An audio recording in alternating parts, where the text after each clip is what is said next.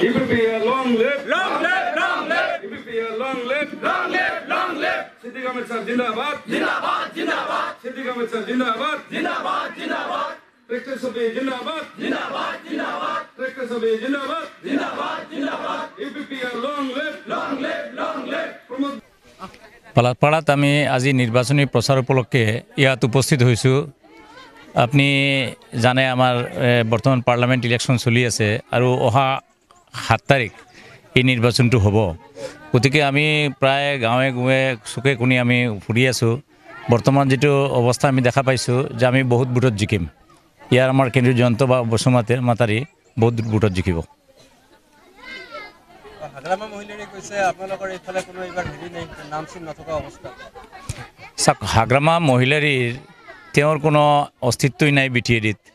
বৰ্তমান তেওঁৰ যেটো অৱস্থা, কাৰণ তেওঁ 17 বছৰ ইয়াত শাসন কৰিলে আৰু 17 বছৰত তেওঁ ইয়াৰ কি ডেভেলপমেণ্ট কৰিলে? কোনো ডেভেলপমেণ্ট আমি একোৱে দেখা নাই। কাৰণ তেওঁ ইয়াৰ বহুতখিনি মাটি আজি ৰাইজে ইয়াত কমপ্লেইন দিছে। তেওঁ 17 বছৰৰ ভিতৰত তেওঁ এডোখৰ মাটি মাইনৰিটি মানুহ জমিৰ পাট্টা পোৱা নাই। আজি প্ৰমোদ বড়ো ডাঙৰীয়া অনলি 3 বছৰ হ'ল। এই 3 বছৰৰ ভিতৰত তেওঁ 15,000 মাইনৰিটি মানুহক জমিৰ পাট্টা দিলে। তেওঁ বহুত মজাৰখানাৰ পাট্টা দিলে, তেওঁ মছজিদৰ জমিৰ পাট্টা দিলে, তেওঁ মাদ্ৰাছাৰ জমিৰ পাট্টা দিলে। গতিকে মেজৰিটি ছাইডতো বহুত দিছেই আৰু মাইনৰিটি মানুহে এইখিনি পালে। গতিকে যিখিনি কাম 3 বছৰৰ ভিতৰত প্ৰমোদ বড়ো ডাঙৰীয়াই কৰিলে, এইখিনি 17 বছৰত এই হাগ্ৰামা মহিলা ডাঙৰীয়াই কৰিব পৰা নাই। গতিকে তেওঁ কেনেকৈ ভোট পাব? ইতিমধ্যে আমাৰ ছিদ্দিক ছাৰ আহমেদ ছাৰে সকলো কথা ক'লে। যিহেতু 17টা বৰ্ষত হাগ্ৰামাই হত্যা ধৰ্ষণ নিধনৰ বাহিৰে একো নকৰিলে। 3 বছৰত যিহেতু প্ৰমোদ বড়ো NDA চৰকাৰে যিখিনি শান্তি প্ৰতিষ্ঠা কৰিল, তাৰ ওপৰত আমাৰ সম্পূৰ্ণ বিশ্বাস আছে আমি ডেভেলপিং কামখিনি কৰিব পাৰিম। আৰু বিশেষকৈ বালাপাৰাৰ ক্ষেত্ৰত বিশেষ সমস্যা আছে ব্ৰিজখন। কাৰণ পৰহি এজন মোৰ সন্মুখতে ছাত্ৰী এজন পৰি গৈছে, দুখ লাগিছে। মই ছাৰকো কৈছোঁ এই ক্ষেত্ৰত আমি মুখ্যমন্ত্ৰী ডাঙৰীয়াক হয়তো ছাৰে অৱগত কৰিব।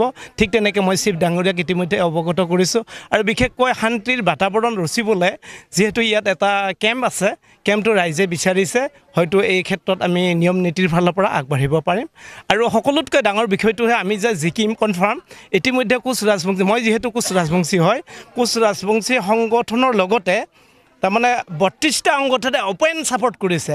আজিলৈকে মই ইমান দিন হ'লোঁ, কিন্তু অপেন ছাপোৰ্ট কেতিয়াও সংগঠনবিলাখানে নকৰে।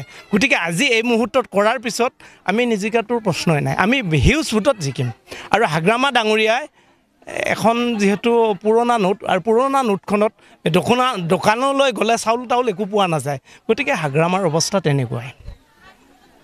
চাওক, আমি আমাৰ কৰ্তিমী ৰাজশাৰী প্ৰাইমাৰী হৈ মই প্ৰেচিডেণ্ট হিচাপত মোৰ সহকৰ্মী হৈ চব লগত লৈ মই যিখিনি কাম কৰি আৰু যিখিনি জানিব পাৰিলোঁ, এইবাৰ আমাৰ 9টা বুথ চেণ্টাৰ আছে। 9টা বুথ চেণ্টাৰৰ ভিতৰত এইখতে যাতে এটা বুথ চেণ্টাৰত মই জনামতে আজিৰ ডেটলৈকে 50টাৰ ওপৰত এটাতো ভোট নাপায়।